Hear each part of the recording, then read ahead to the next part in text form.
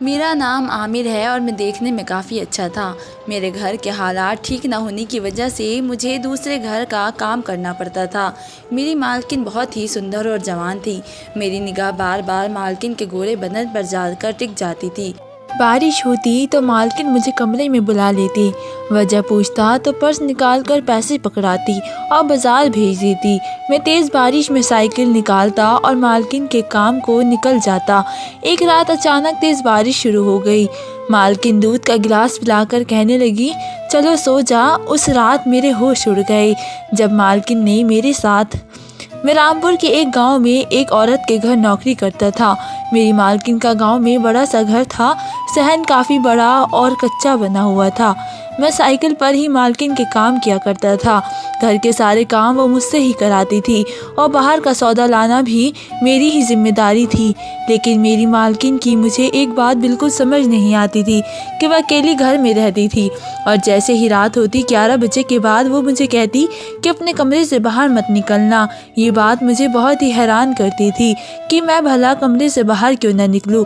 बहरहाल मालकिन मुझे पैसे बहुत अच्छे दे रही थी, इसलिए मैंने मालकिन की बात नहीं टाली। मैं यहाँ पर पैसे ही तो कमाने आया था। मेरी मंगनी अपने चाचा की बेटी से हुई थी और चाचा कहने लगे कि 2 साल के अंदर अगर 10 लाख की रकम जमा न की तो मैं अपनी बेटी की शादी किसी और से कर दूंगा, क्योंकि मैं शुरू से ही कुछ सख्त मिजाज का इंसान था। मेहनत और मशक्कत वाले कामों से मेरी जान जाती थी, इसलिए माँ का जेवर बेचकर तुर्की आ गया था कि थोड़े बहुत काम के भी अच्छे पैसे मिल जाते हैं। पहले पहले तो बड़ी मुश्किल से मुझे नौकरी मिली और पैसे भी कम थे, लेकिन फिर इस मालकिन ने मुझे नौकरी पर रख लिया। ना मैं पढ़ा लिखा था और ना ही मेहनती, इसलिए मुझे मालकिन का काम अच्छा लगा। घर का थोड़ा बहुत काम होता था और बाजार का एक आधा चक्कर लगाना पड़ता था और तनख्वाह भी अच्छी थी। लेकिन अपनी मालकिन की कुछ बातें मुझे बड़ी अजीब लगती थी। मालकिन का पति बाहर मुल्क में रहता था। मैंने पूछा कि वापस कब आएगी तो कहने लगी 5 साल से पहले वापस नहीं आएंगे और अभी तो गए हैं चंद महीने पहले। मैं खामोश हो गया।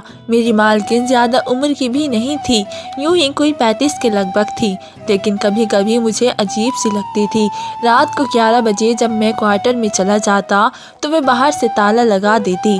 मुझे बड़ी हैरत होती कि ये मेरे क्वार्टर को ताला क्यों लगा देती है। फिर मुझे ख्याल आने लगा कि शायद इसे ये डर है कि वह अकेली होती है, इसलिए अपने आप को सुरक्षित रखने के लिए ये ताला लगाती होगी। लेकिन एक बार तो शाम में ही मेरी मालकिन ने मुझे कमरे में जाने के लिए कहा। मैंने जब मालकिन से वजह पूछी तो उनकी रंगत उड़ चुकी थी। कहने लगी, देख नहीं रहे आसमान पर काले बादल कितने गहरे हो चुके हैं। मैंने एक नज़र सहन में खड़े होकर आसमान की तरफ देखा। बादल तो वाकई ही गहरे हो रहे थे, लेकिन इसके मेरा अपने कमरे में जाने का भला क्या ताल्लुक था।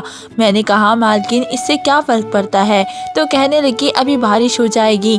मैंने कहा, तो होने दे, बारिश होने से मेरे कमरे में क्यों बंद हो जाऊं? मेरी बात सुनकर वे कुछ देर मुझे देखकर खामोश हो गई, लेकिन बहुत परेशान थी। बार बार आसमान को देख रही थी, साथ ही साथ वही चक्कर काटी जा रही थी, अपनी उंगलियों को चटका रही थी, चेहरे से बुरी तरह से होश खोए हुए लग रही थी। मुझे अपनी मालकिन की परेशानी समझ नहीं आ रही थी कि आखिर उनका बारिश से क्या मसला था। मुझे उनकी परेशानी का मतलब समझ नहीं आ रहा था। कुछ ही देर में बारिश शुरू हो गई और फिर बारिश की रफ्तार तेज़ होने लगी। जैसे जैसे बारिश तेज़ हो रही थी, मालकिन की रंगत पीली पड़ती जा रही थी। वे बहुत ही परेशान थी। उस वक्त मुझे कोई भी ज़रूरी काम ना था। मैंने सोचा कि चलो मैं बारिश में नहा लूँगा। जैसे ही मैं बाहर सहन में एक कोने में नहाने के लिए खड़ा हुआ तो मेरी मालकिन मुझे कहने लगी कि तुम यहाँ क्यों खड़े हो? मैंने कहा, मालकिन बारिश हो रही है और बारिश में तो सभी यूं ही नहाते हैं। अब आपको डर लगता है तो आप अपने कमरे में चली जाए। मालकिन कहने लगी कि ऐसा करो, इधर आओ। उन्होंने मुझे अपने कमरे की तरफ आने का इशारा किया। ये बात भी मेरे लिए काफ़ी हैरान करने वाली थी, क्योंकि जब से मैं उनके घर में काम कर रहा था उन्होंने कभी भी मुझे अपने कमरे में आने को नहीं कहा था। मैं धीरे धीरे चलता हुआ मालकिन के कमरे की तरफ बढ़ गया। वे अपनी अलमारी से पैसे निकालने लगी, मुझे पैसे थमाए और कहने लगी कि जाओ घर का सामान ले आओ। मैंने कहा, अभी सुबह तो लाया ही था। मैंने हर चीज़ पहले ही ला कर रख दी है, कोई भी ऐसी चीज़ ना थी जिसकी कमी होती। मैंने कहा अब क्या लेकर आऊँ? मालकिन कहने लगी ऐसा करो 1 हफ्ते का राशन और ले आओ। मैंने कहा अभी इतनी तेज़ बारिश हो रही है, इसमें तो सारा सामान भीग जाएगा। वे कहने लगी मेरे पैसों का सामान ही भीगेगा ना, तुम क्यों फिक्र करते हो, तुम बस जाओ यहाँ से। मुझे तो इस औरत की अक्ल पर हैरत हो रही थी। इतनी तेज़ तूफानी बारिश में वे मुझे राशन लाने के लिए कह रही थी, इसमें तो दाल चावल आटा सब कुछ बर्बाद हो जाता। मैंने कहा मालकिन आपके पूरे सामान का बेड़ा गर्क करना चाहती है, इतनी तेज़ बारिश में सब कुछ खराब हो जाएगा। उन्होंने मुझे एक प्लास्टिक का मजबूत शॉपर दिया, कहने लगी ये पकड़ो और इसमें सारा सामान डाल लेना, जल्दी जाओ निकलो मेरे घर से बाहर और 2 घंटे से पहले वापस मत लौटना। पता नहीं क्यों मुझे ये महसूस हो रहा था कि मालकिन मुझे बाहर निकालना चाहती है। मुझे बड़ी हैरत हुई थी। मैंने पैसे लिए और जेब में डाल लिए और बाहर चला गया। बारिश का मैं वैसे भी शौकीन था, इसकी साइकिल पर बैठकर बारिश का भी मज़ा लेता रहा और राशन की दुकान पर भी पहुंच गया।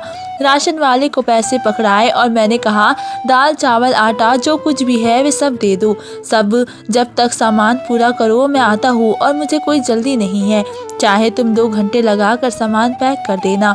मेरी बात पर वो मुझे हैरत से देखने लगा और मैं बारिश में नहाते बच्चों के साथ मिलकर खुद भी नहाने लगा, क्योंकि मेरी उम्र 20 साल थी, लेकिन मुझे बारिश में नहाने का बड़ा ही शौक था।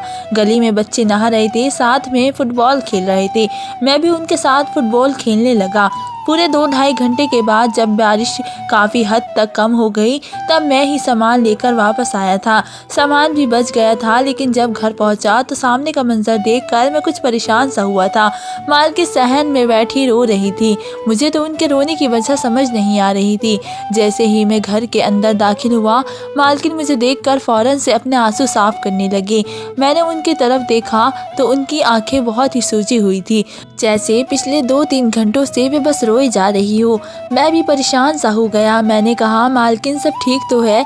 कहने लगी हाँ सब ठीक है, जाओ ये सामान किचन में रखो और मैंने खाना बना दिया है, किचन में ही रखा है, तुम खा लेना। ये कहकर वे अपने कमरे में जाकर बंद हो गई। मुझे बड़ी हैरत होती थी। मेरी मालकिन बड़ी अजीब थी, ना तो वे किसी मोहल्लेदार के घर जाकर उनसे मिलती थी और ना ही किसी मोहल्लेदार औरत को अपने घर आने देती थी। पति वैसे भी बाहर मुल्क में होता था। मुझे समझ नहीं आती थी कि मालकिन अकेले घर में रहकर बोर नहीं हो जाती। इन्हें तो चाहिए था कि आस पड़ोस में रहकर दोस्तियां बढ़ाए, लोगों से मिले जुले, लेकिन नहीं, कोई भी मालकिन के घर पर नहीं आता था। अगर कोई गलती से आ जाता तो मालकिन उसके साथ ऐसा गलत रवैया करती कि दोबारा वह आने का नाम न लेता। ये मानसून का मौसम था, इसलिए 2 महीने तो बरसात लाजमी होनी थी, लेकिन मुझे अपनी मालकिन की ये बात बहुत ही हैरान करती थी कि जब भी आसमान पर बादल छाने लगते कि अभी बारिश हो जाएगी, वे मुझे पैसे देती और कहती कि जाओ घर से बाहर निकलो और सामान ले आओ। कभी कहती कि यहाँ से ये लेकर आ जाओ, कभी कहती वहाँ से वे लेकर आ जाओ। वे ऐसे ही जगह का मुझे बताती जो कि कोसों दूर होता, जहाँ से वापसी पर मुझे 2-2.5 घंटे लग ही जाते थे। मैं घर आता तो वे रो रही होती।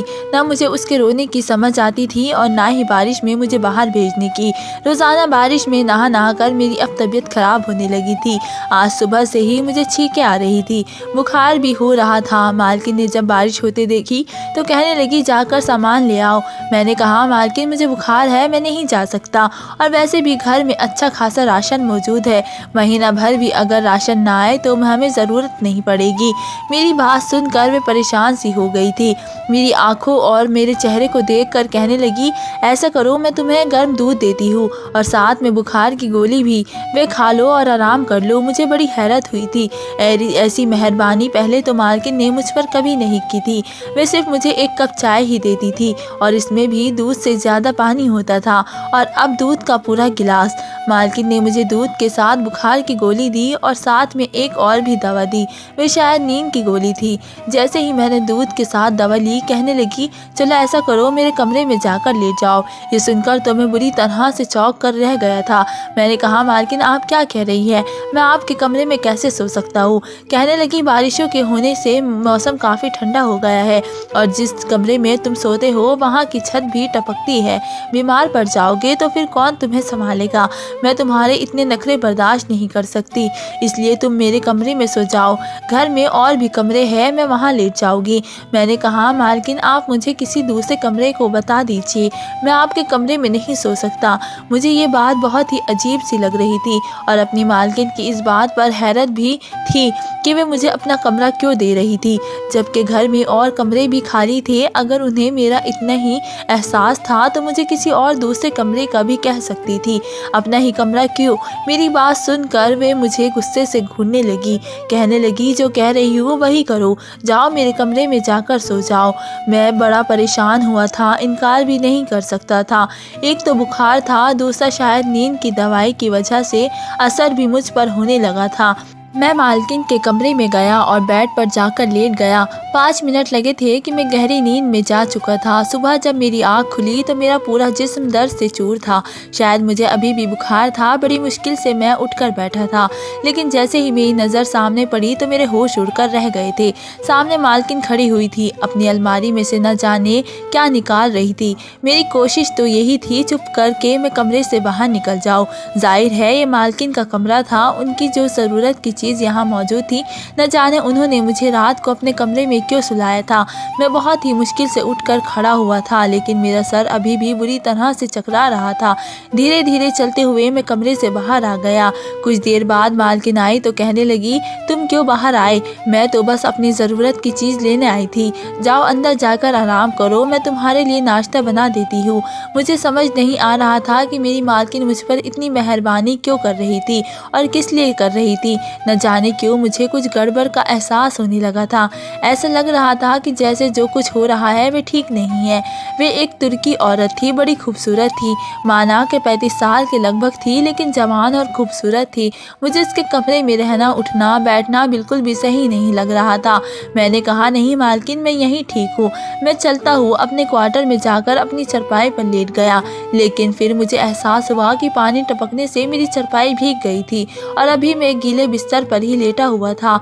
बुखार मुझे पहले से था, इसलिए कपकपी सी होने लगी। मालकिन मेरे लिए खुद नाश्ता बना कर लाई थी। जब मुझे कांपते हुए देखा तो कहने लगी, देख लिया तुमने अपनी जिद का नतीजा।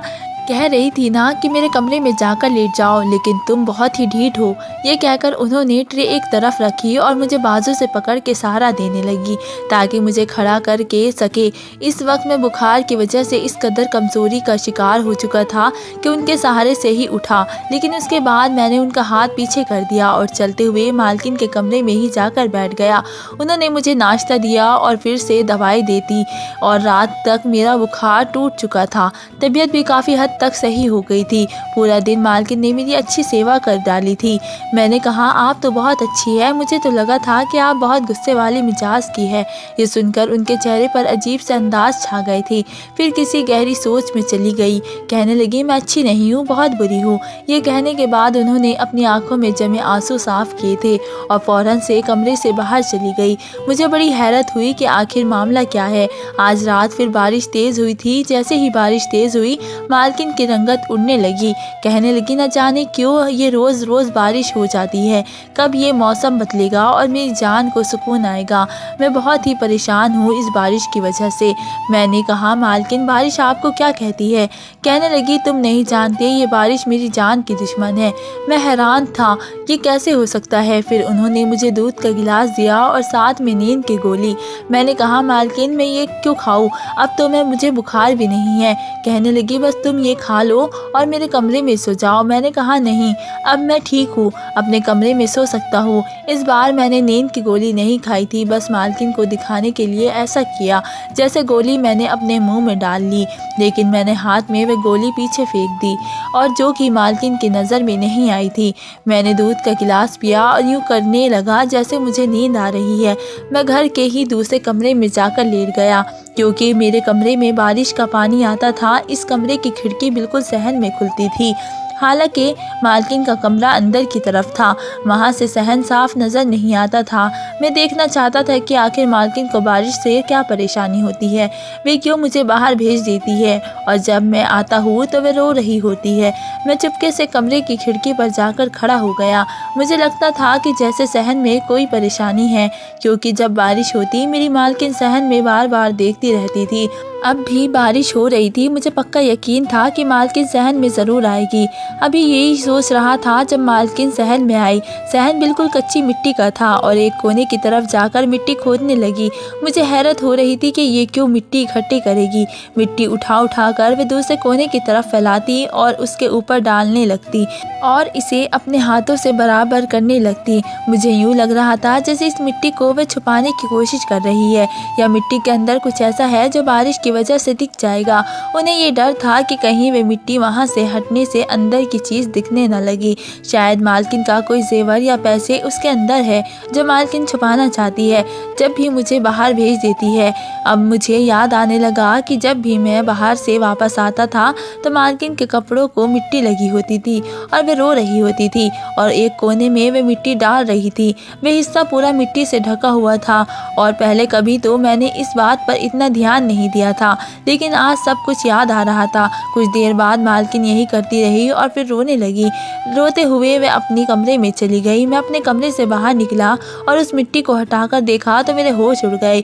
उसमें तो किसी का कंगाल की हड्डियां पड़ी हुई थी। मैं हैरान हो गया। मैंने मालकिन से पूछा तो मालकिन ने मुझे जो राज बताया उसे सुनकर मेरे होश उड़ गए। मेरी मालकिन का पति बाहर मुल्क में नहीं था, बल्कि 9 महीने पहले ही मेरे मालकिन और मालिक के झगड़े की वजह से मेरी मालकिन ने गुस्से में आकर अपने पति को चाकू मार डाला था। लेकिन इसे ये डर हुआ कि पुलिस को पता चल गया तो इस पर भी फांसी की सज़ा हो जाएगी। इसने अपने पति को ही इस कच्चे ही सहन में दफना दिया, लेकिन क्योंकि वह औरत एक औरत थी इसलिए बहुत गहरा गड्ढा नहीं खोद पाई थी। इसलिए जब भी बारिश होती उसे ये डर रहता कि कहीं उसके पति की हड्डियों के टुकड़ों को कोई देख ना ले, जो कि मैं देख चुका था।